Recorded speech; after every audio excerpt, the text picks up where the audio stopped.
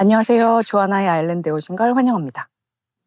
이번 시간엔 공개되자마자 전 세계에서 화제가 되고 있는 넷플릭스 시리즈 참교육과 한국 교육계의 실태, 그리고 우리가 지금 마주하고 있는 여러 가지 사회 문제, 그리고 또 우리 자신에 대해서 이야기해 보려고 해요. 이게 한국만의 문제가 아니라 특히 지금 AI 시대를 앞두고 있고 또 이미 AI 시대에 발을 들여놓은 전 세계가 함께 고민하고 있는 이야기가 아닐까 합니다. 시작하기 전에 잠깐, 이 영상에는 넷플릭스 시리즈 참교육과 넷플릭스 영화 스티브 스포일러가 있어요. 자, 그럼 시작해 볼까요? 넷플릭스 오리지널 시리즈 참교육이 공개 하루 만에 한국에서 1위에 올랐죠. 이 글로벌 차트에서는 한 며칠간 점점점 무섭게 상승을 하더니 현재 비영어권 드라마 전 세계 1위에 올랐습니다. 지금 이 넷플릭스 비영어권 드라마 1위가 참교육이고 2위가 멋진 신세계, 그리고 4위가 원더풀스더라고요. 정말 한국 대단한 것 같아요. 이 동아시아, 북미, 남미, 유럽, 중동, 동남아까지 지금 이 한국의 학교 폭력과 무너진 교권 이야기에 아주 전 세계가 열광하고 있어요. 그런데 저는 이 숫자들 앞에서 뭐 기쁘고 자랑스럽기보다는 사실 좀 씁쓸하고 오래된 이물감 같은 게 느껴지더라고요. 넷플릭스 드라마 참교육은 교육부 산하에 있는 교권보호국 요원이 학교폭력 가해자를 물리력으로 응징한다는 설정의 10부작 액션 드라마입니다. 통쾌해요. 빠르고요. 배우들의 연기도 훌륭합니다.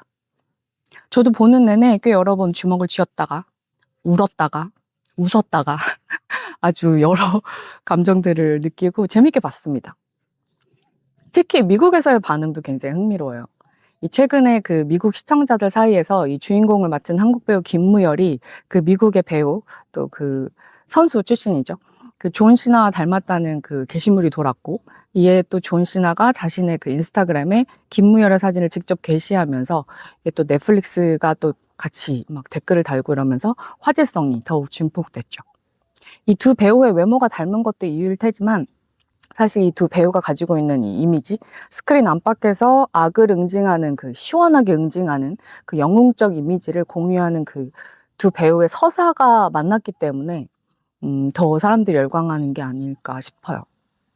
이 미국은 지금 총기 난사 사건을 비롯해서 공교육 현장 붕괴의 공포를 실제로 마주하고 있기 때문에 우리 한국처럼 압도적인 물리력으로 교실을 평정하는 이 판타지적 인물 나와진과 또 그 이미지를 체화한 그 배우들의 등장이 아주 뭐 미국 시청자들이나 한국 시청자들처럼 거대한 위안이자 절박한 갈등의 해소구처럼 다가가고 있는 게 아닐까 생각이 듭니다. 평단의 반응은 지금 엇갈리고 있어요. 뭐 공감 가는 소재와 카타르시스는 분명하지만 서사가 지나치게 단순하다라는 지적이 이어졌고요. 찜찜한 사이다다, 체벌을 우려스럽게 미화하는 학교 드라마다라는 분석도 많이 있습니다.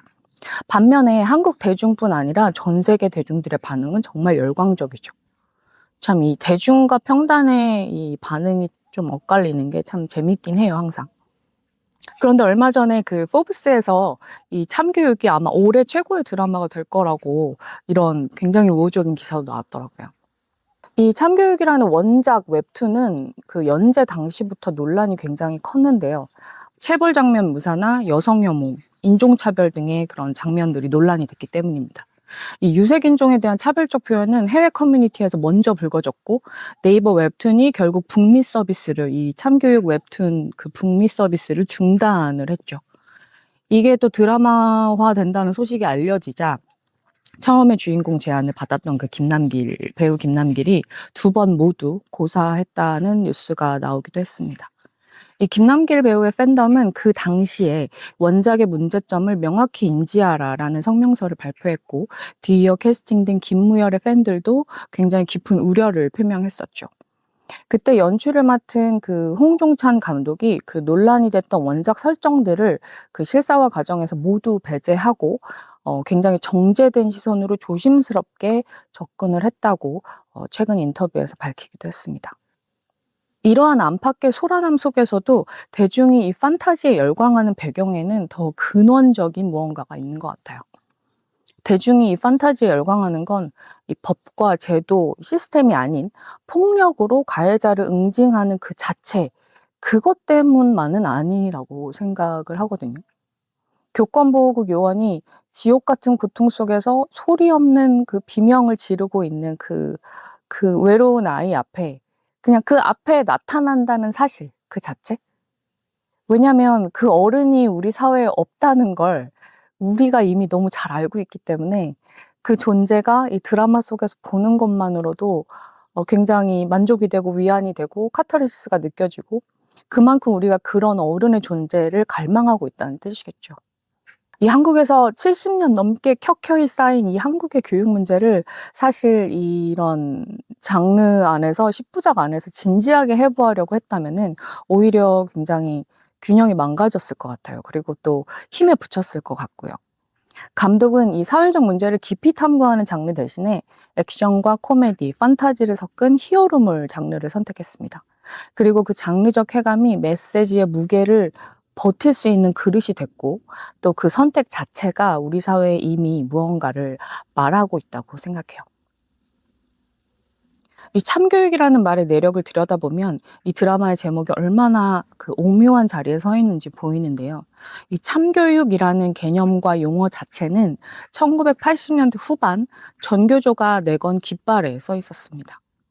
줄 세우고 때려서 길들이던 그 군사독재식 교실에 맞서서 아이를 한 사람의 인격으로 대하자는 그 선생님들의 선언이었죠. 참된 교육. 그 말에는 권위주의 교실을 향한 저항이 담겨 있었어요. 그런데 30여 년이라는 이 세월이 지나는 동안 이 단어는 온라인 공간에서 점점점 정반대의 뜻으로 굳어졌습니다. 참교육이란 잘못한 자를 통쾌하게 응징하고 혼쭐을 내준다는 뜻으로 지금 자리를 잡았죠. 참교육 당했다라는 말은 이제 누군가가 시원하게 두들겨 맞았다라는 뜻으로 사회에서 통용이 됩니다. 해방의 언어가 징벌의 언어로 뒤집힌 거죠. 폭력은 참교육이 아니다라는 건 이 단어가 가진 원래의 의미를 되찾아야 한다는 경각심을 강조한 것이기도 해요. 우리 사회가 참교육의 본래 의미를 속 시원한 복수나 악에 대한 그 사적 징벌로 바꿔서 각인시키고 또 이게 계속 점차 진행이 돼서 오히려 체벌 같은 그 물리적 훈육에 대한 마지막 빗장을 풀지 않도록 우리가 경계를 잘 해야 하는 것도 사실입니다. 현재 넷플릭스 글로벌 비영어권 쇼 1위. 이 한국 드라마가 세계 차트를 휩쓰는 일이야 이제 새삼스럽지 않지만 이번에는 좀 결이 다른 것 같아요. 이 드라마 시리즈 모범 택시처럼 법과 제도, 시스템이 해결하지 못하는 문제를 사적 제재로 해결하는 이 특유의 장르적 쾌감을 감안하더라도 이 국경과 문화를 불문하고 전 세계 시청자가 열광하는 배경에는 보다 보편적인 징후가 자리하고 있지 않을까 생각해요. 공교육 시스템의 붕괴, 교실 내 폭력 방치, 교권과 학생 인권이 함께 추락하는 이 현상은 이제 더 이상 한국만의 문제가 아닙니다. 세계 곳곳에서 지금 학교라는 이 공동체가 굉장히 깊은 병을 앓고 있는 것 같아요. 그리고 제도는 철저히 무력해졌고요. 이 세계 여러 나라의 시청자들이 참교육이라는 드라마의 이 무자비한 판타지에 빠져드는 이유는 글로벌 시청자 역시 무너진 교실 한가운데서 응답하지 않는 시스템과 좋은 어른의 부재를 매일같이 체감하고 있기 때문이 아닐까요? 이 넷플릭스 드라마 참교육은 잘 빠진 오락물이기 이전에 한 장의 사회 고발장과도 같습니다. 작가가 이 허공에서 뽑아낸 이야기가 아니라 우리가 이미 알면서도 외면해온 아주 수많은 사건들의 목록이죠. 마치 뉴스 아카이브처럼요. 이 원작 웹툰 작가 최용택은 시즌 1을 마치면서 이 일부 에피소드가 실제 사건을 참고했다고 밝힌 바가 있어요. 숙명여고 쌍둥이 자매 시험지 유출 사건, 2017년에 상서중학교 성추행 의혹 교사 사망 사건, 김포 어린이집 보육교사 사망 사건, 서울 서희초등학교 교사 사망 사건. 이 드라마의 각 에피소드는 스크린 위의 허구가 아니라 이 뉴스 아카이브를 다뤄놓은 이 색인 같은 거죠. 물론 비판이 없는 건 아닙니다. 폭력을 미화한다, 제도 불신을 부추긴다, 결국 판타지에 불과하다라는 여러 가지 말들이 있죠. 틀린 지적은 아니에요. 이 교권보호국 감독관이 학교 현장의 문제를 자기만의 방식으로 해결한다는 설정은 현실에 존재하지 않는 말 그대로 그 슈퍼히어로 서사잖아요. 그러나 이 비판을 앞세워서 드라마가 건드린 이 현실 자체를 덮는 건 사실 본질을 흐리는 일이에요. 메신저를 공격해서 메시지를 지우는 방식이죠. 왜 한국, 아니 글로벌 시청자들은 현재 존재하지도 않는 이 교권보호국이라는 판타지에 열광할까요?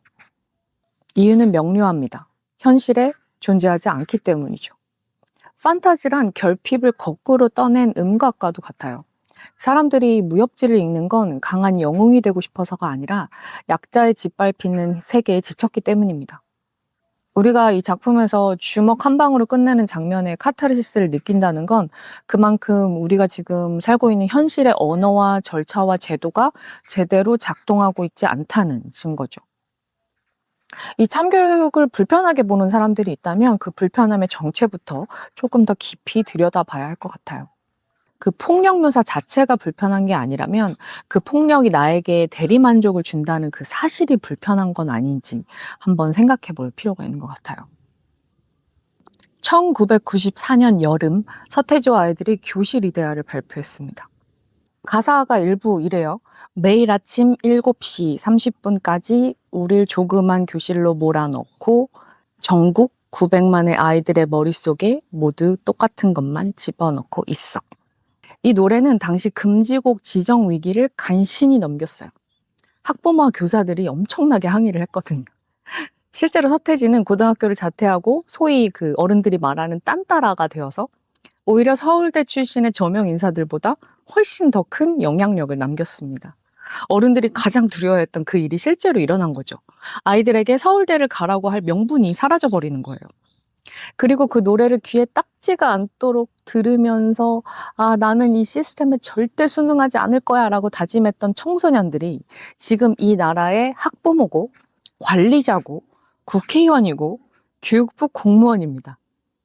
30년 후 그들은 지금 자녀를 밤 10시 이후에 학원을 보내고 아직 태어나지도 않은 아이의 이름을 어린이집 그 대기 리스트에 올리고 실제로 제 친구가 그렇게 하더라고요. 그 압구정 사는 친구가.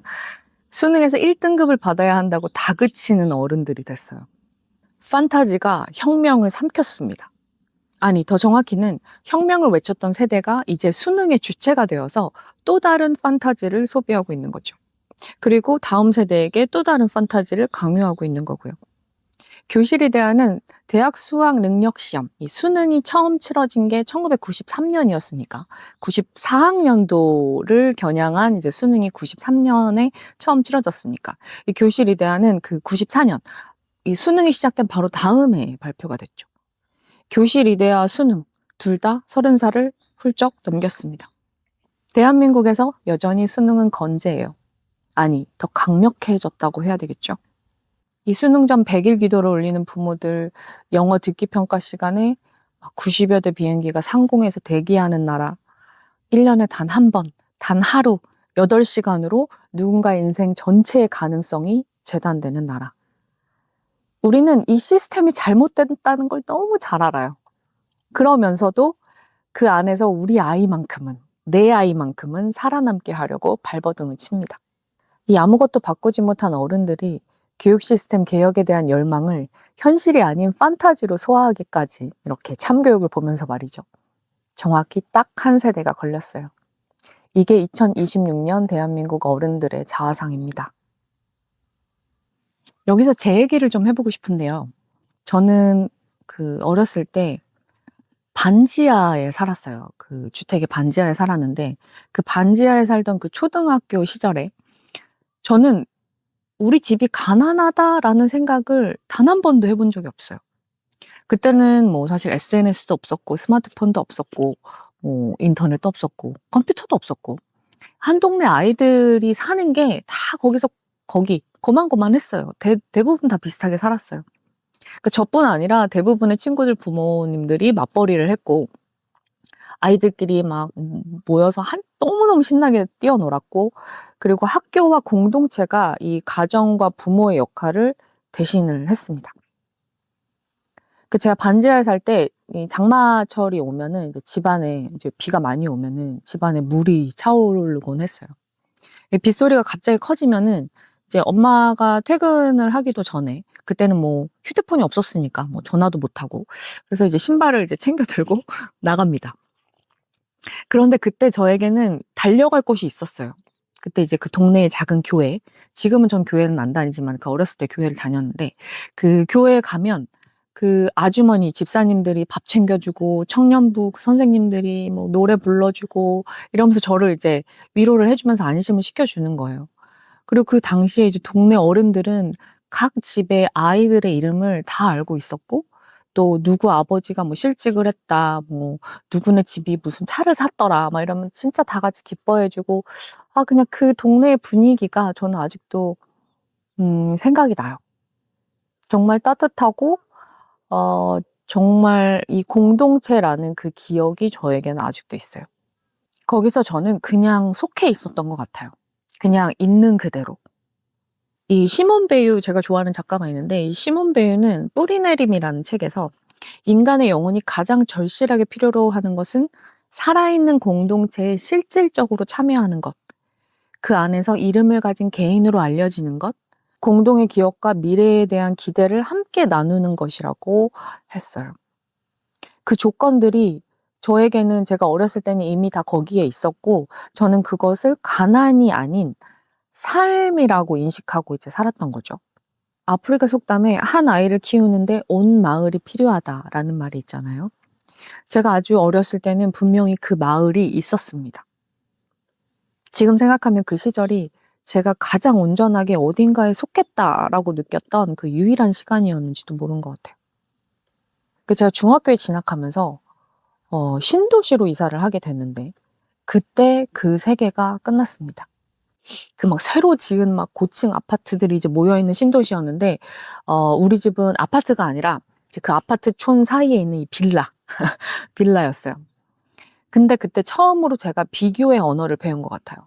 그때 이제 아이들이 아파트 이름을 보면 그 아파트 평수가 알아요.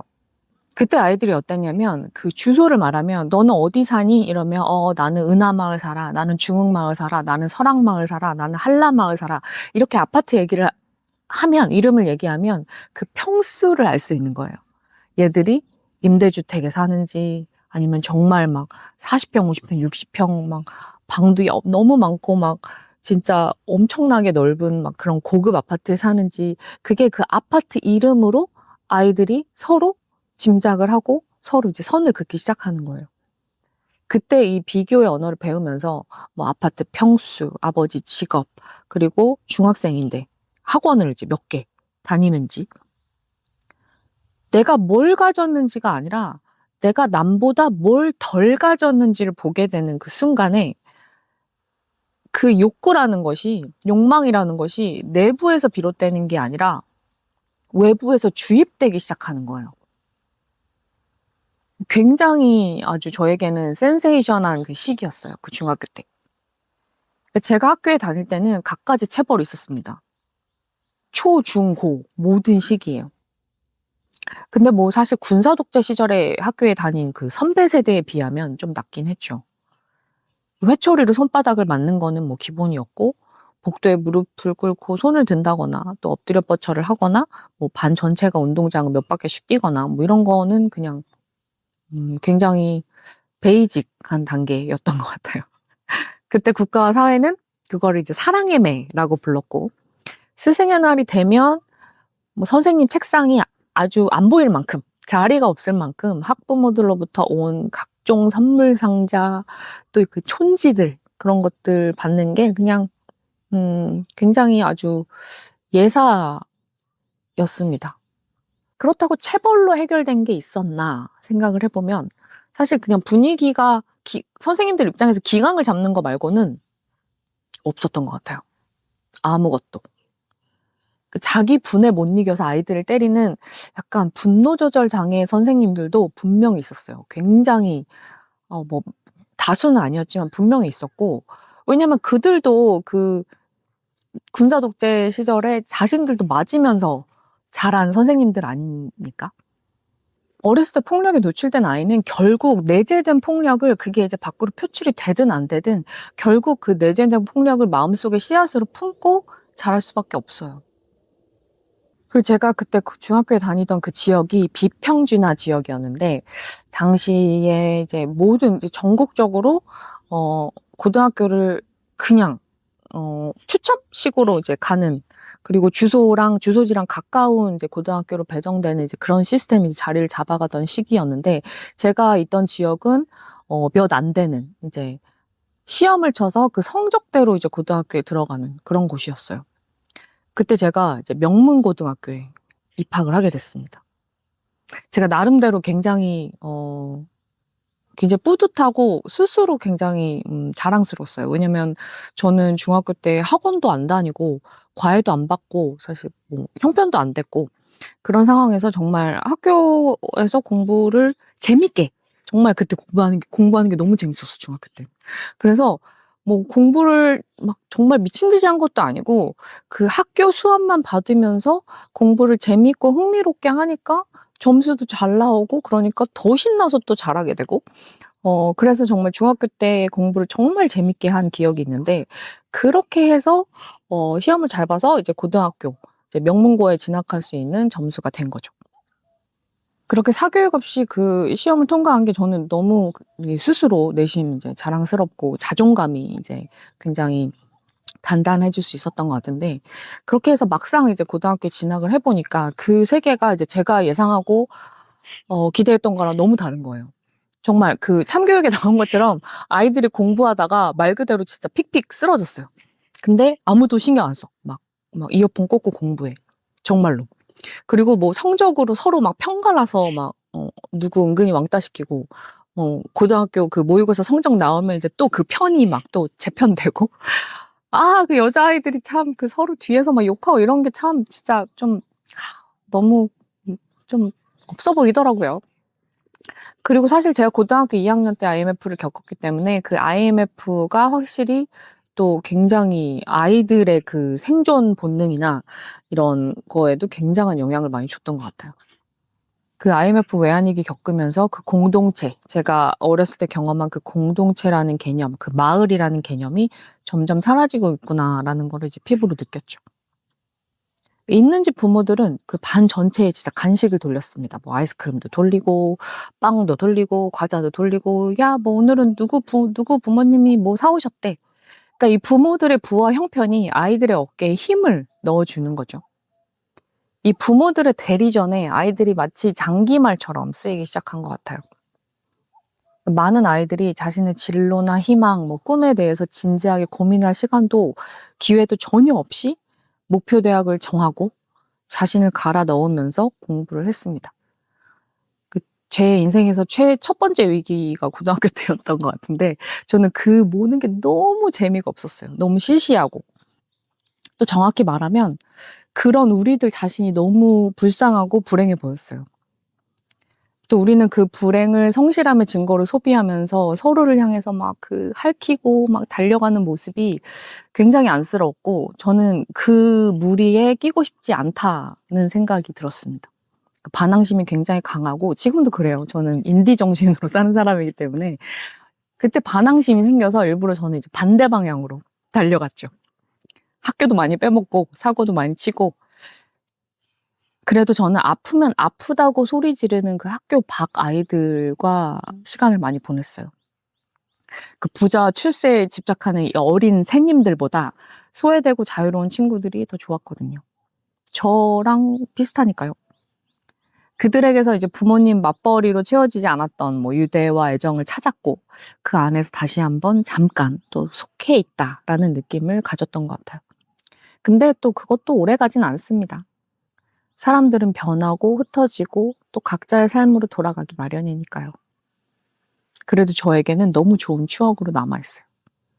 그렇게 이제 고등학교를 졸업하고 대학을 가고 이제 성인이 되고 어른이 되면서 저도 역시 어쩔 수 없이 이제 사회의 지도를 한동안 잠깐 따라 걷기 시작했는데, 뭐 몇 살엔 차가 있어야 하고, 뭐 몇 살 정도엔 집을 사야 하고, 뭐 몇 살 정도엔 결혼을 해야 되고, 몇 살에는 아이를 낳아야 되고, 아이는 몇을 낳아야 되고, 뭐 어느 동네 어느 아파트 정도는 살아야 되고, 그 욕구들이 제 것인 줄 알고 쫓아다녔죠. 그 주변이 다 그 방향으로 걷고 있었고, 그 지도를 따르지 않으면 길을 잃은 사람 취급을 받았거든요.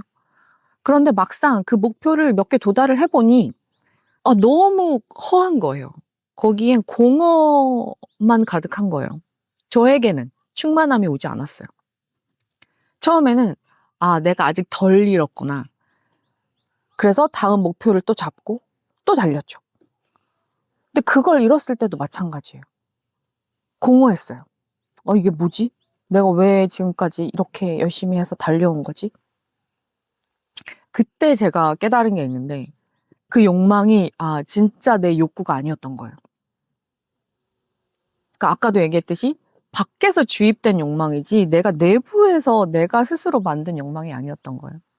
근데 한편으로 그런 생각도 들더라고요. 태어나서 저는 공부를 이제 나중에는 이제 딴 길로 샜지만 정말 태어나서 부모님이 시키는 대로 진짜 착실하게 20년 동안 막 그렇게 열심히 공부를 해서 막 명문대에 가고 의사가 되고 변호사가 되고 이런 사람들이 나중에 중년이 되면 한 번은 꼭 현타가 오는데 과연 이 사람들이 이런 공허함을 어떻게 극복을 해낼까? 그런 생각을 한번 해보게 되더라고요. 그러니까 어른들이 시키는 대로 살지 않은 나도 이렇게 공허함이 오는데 정말 어렸을 때부터 정말 나는 무엇을 원하는가, 나는 무엇을 욕망하는가를 단 한 번도 고민해보지 않고 그냥 주어진 길대로 살아나간 사람들. 그래서 지금 40대가 되고 50대가 되고 60대가 되고 이 사회의 기득권이 된 기성세대들은 그런 현타가 올 때, 그런 공허함이 밀려올 때 이걸 어떻게 프로세싱을 할까? 이런 궁금증이, 호기심이 들더라고요. 그래서 제 주변에 이제 고등학교 다닐 때 친구들 중에 이제 막 어마어마한 막 대학을 나와서 뭐 교수하고 뭐 어마어마한 뭐 대기업 뭐 CEO가 된 사람도 있고 이런 친구들한테 이제 한번 물어보면 뭐 어쩔 수가 없대요. 지금까지 해온 게 있으니까 계속 가는 수밖에. 그래서 자기 자신은 물론 자기 자식을 또 더 밀어붙이는 걸 수도 있고 그것이 맞는 길이라고 이제 계속 스스로 주문을 외우면서 스스로를 정당화하고 계속 설득을 하는 거죠. 이렇게 사는 게 맞는 거야. 이렇게 사는 게 행복한 거야. 라고 말이죠. 근데 저는 결국 오랜 시간을 돌고 오랜 길을 틀어서 마침내 그 지도 자체에서 이제 빠져나오기로 했는데 그리고 나서 나만의 언어, 나만의 문법, 나만의 속도, 나만의 섬을 만들어야지 이런 생각을 했는데 사실 이건 세상이 정한 기준에서 벗어나서 타인의 시선에 휘둘리지 않고 내가 믿는 존엄과 가치를 온전히 지켜내면서 주체적인 삶을 살고 싶다라는 의지였어요. 그렇게 살 수 있다가 아니라 그렇게 살고 싶다. 이것도 사실 욕망인 거죠. 그러니까 저는 명문대 학벌이 없이도 제 이런 삶과 용기가 굉장히 자랑스럽습니다. 그게 사는데 가장 중요한 게 아닐까요? 자, 폭력은 참교육이 아니다. 저는 우리 사회가 이 명제에 대해서 모두 다 대부분 동의를 하고 있다고 생각해요. 그렇다면 어른들은 지금 무슨 대안을 고민하고 있는가라는 질문이 따라야 되겠죠. 2023년에 서희초등학교 교사가 스스로 생을 마감했어요. 이 학부모들의 악성 민원과 교육당국의 방치가 결국 한 선생님을 죽음으로 몰았습니다. 그 이후에 교사들은 이제 내가 어떻게 개입해도 아동학대 신고 대상이 될 수 있다라는 공포를 안고 교실에 들어가죠. 학교는 민원을 피하려고 침묵하고 교육부는 지침을 내려보내되 책임은 교사 개인에게 남깁니다. 이 구조 안에서 과연 좋은 어른, 좋은 선생님이 살아남을 수 있을까요? 그리고 만약 살아남는다 해도 얼마나 오래 버틸 수 있을까요? 들어주는 어른, 믿어주는 어른, 솔직한 어른, 자기 탓이 아니어도 자기 탓으로 돌리는 어른, 사과할 줄 아는 어른, 책임질 줄 아는 어른, 대안과 비전을 제시할 줄 아는 어른.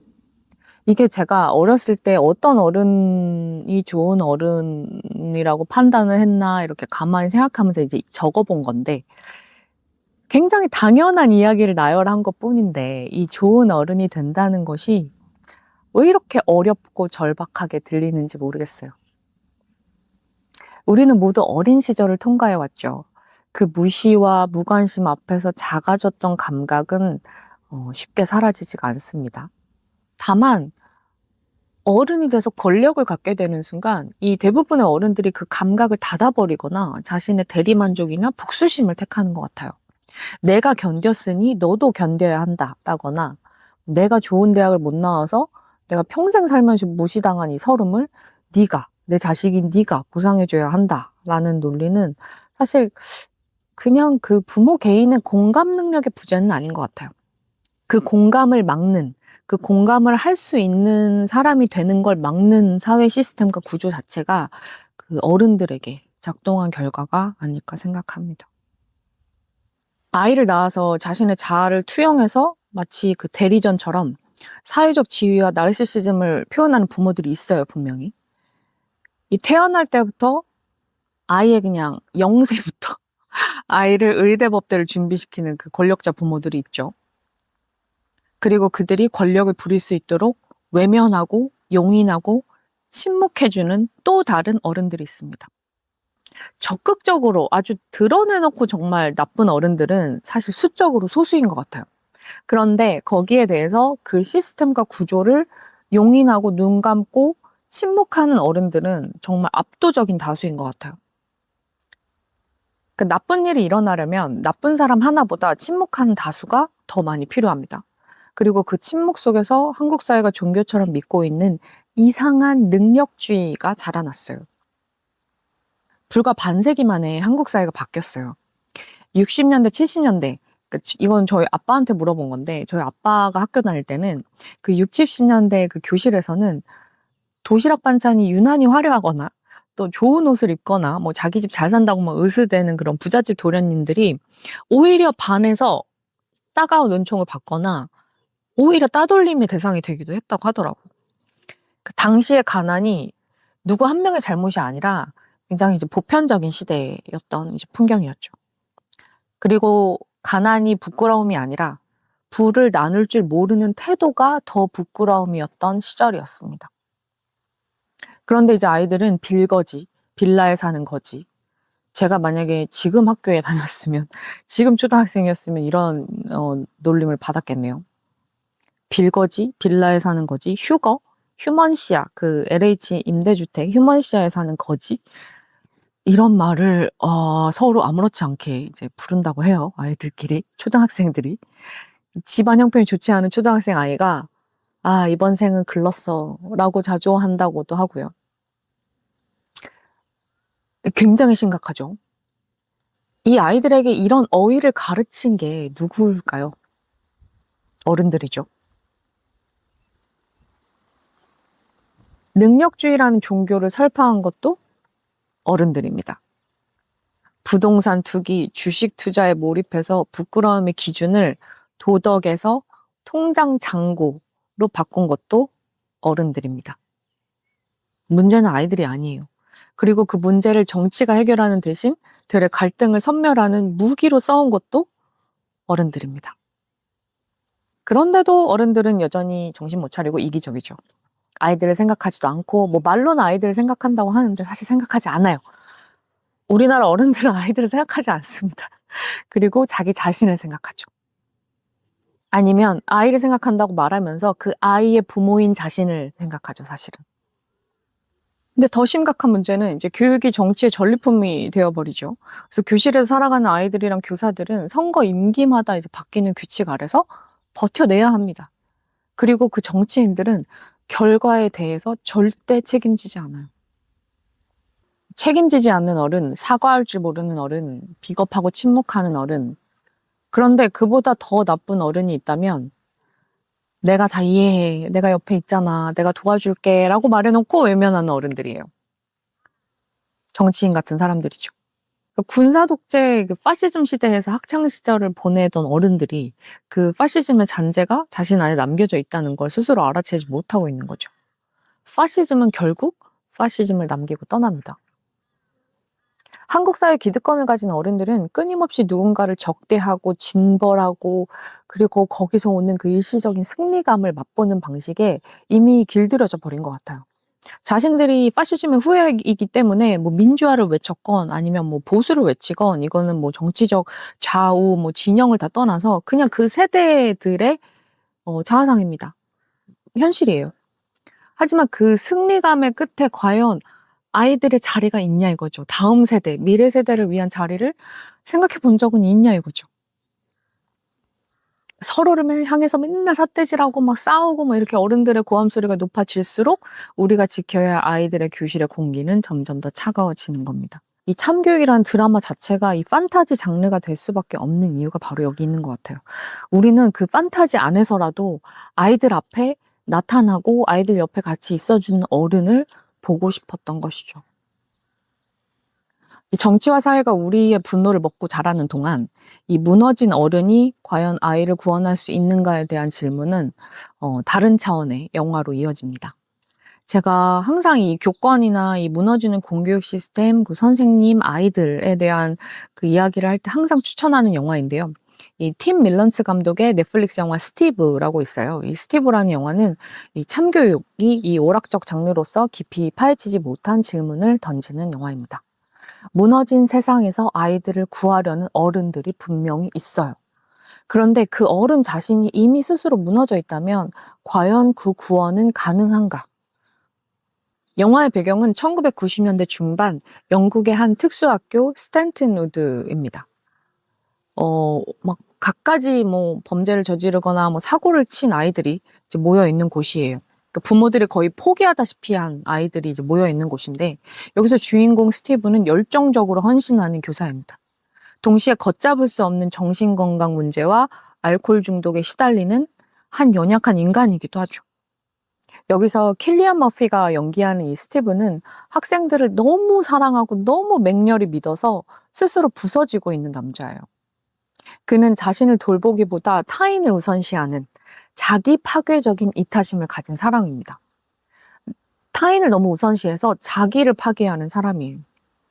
이 학생들을 고치려는 그의 필사적인 노력은 자기 자신을 고칠 수 없다는 그 무력감의 투영이기도 해요. 이 스티브라는 선생님 반대편에 샤이라는 아이가 있어요. 샤이는 가족에게 단절되고 동급생에게 괴롭힘을 당하고 사회로부터 버려진 소년입니다. 그는 스스로를 우울하고 분노에 가득하고 지루하다라고 묘사를 하는 아이죠.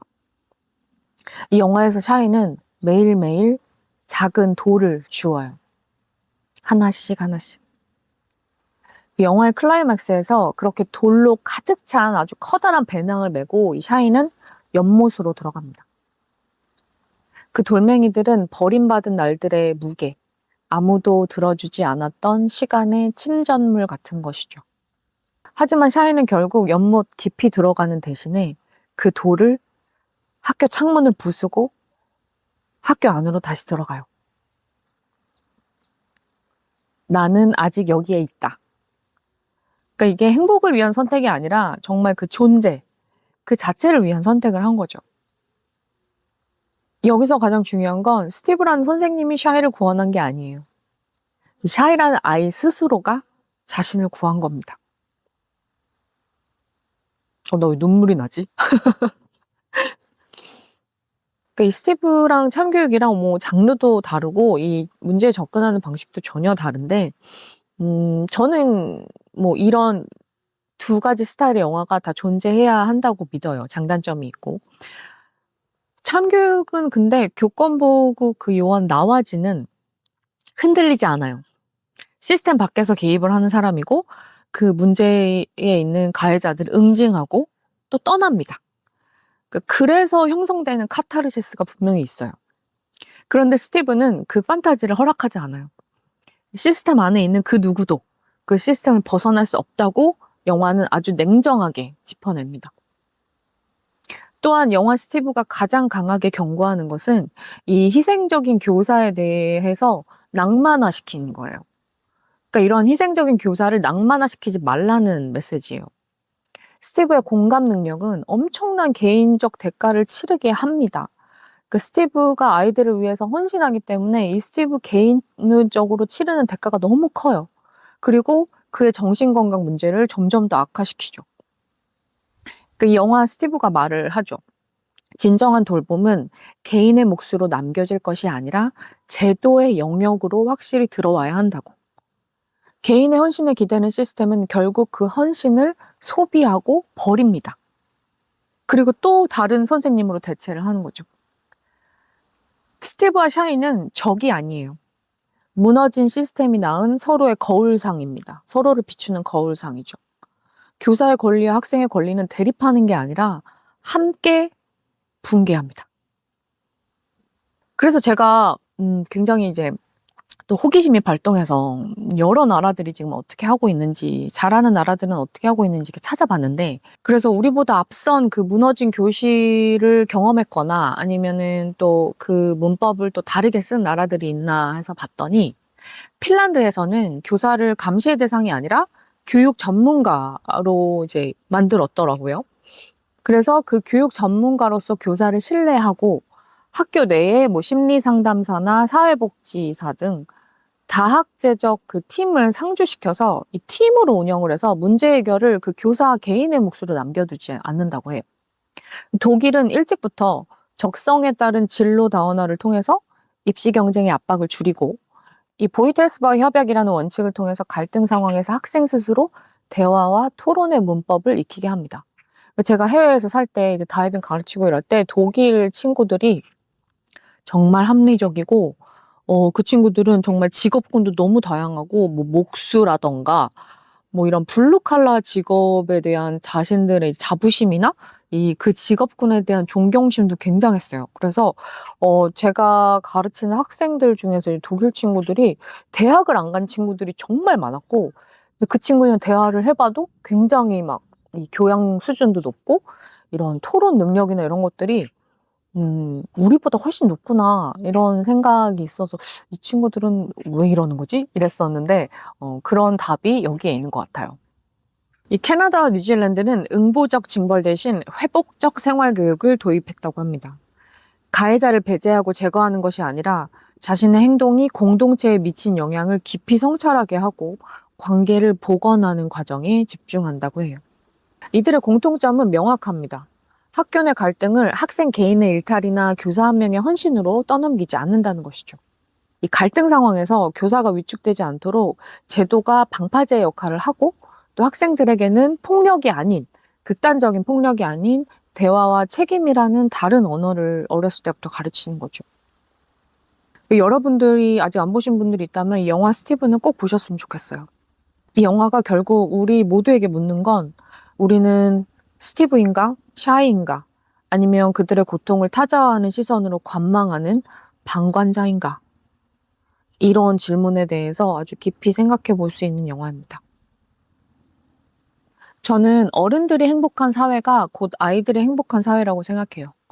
아이들은 어른을 거울로 삼아 자라기 때문이죠. 스스로 무너진 어른이 아이를 구할 수가 없습니다. 영화 스티브가 보여주듯 이 내면이 소진된 교사가 아이의 내면에 닿을 수가 없어요. 또 두려움 속에 살아가는 어른이 아이에게 용기를 가르칠 수 없습니다. 사실 지금 교육을 받아야 될 건 아이들이 아니라 우리 어른들인 것 같아요. 죽도록 공부하지 않아도, 서울대에 가지 않아도, 의사, 변호사 되지 않아도 자기가 좋아하는 것을 하면서 소소하고 아름답게 살 수 있는 그런 믿음을 우리가 주지 못했잖아요. 그리고 그런 생태계를 만들지 못했잖아요. 그런 책임을 어른들이 아주 무겁게 받아들이고 인정을 해야 된다고 생각을 해요. 거기서부터 출발을 해야 된다고 생각해요. 내일을 위해서 오늘을 희생하는 이 삶을 도대체 언제까지 대물림을 할 것인지 묻고 싶습니다.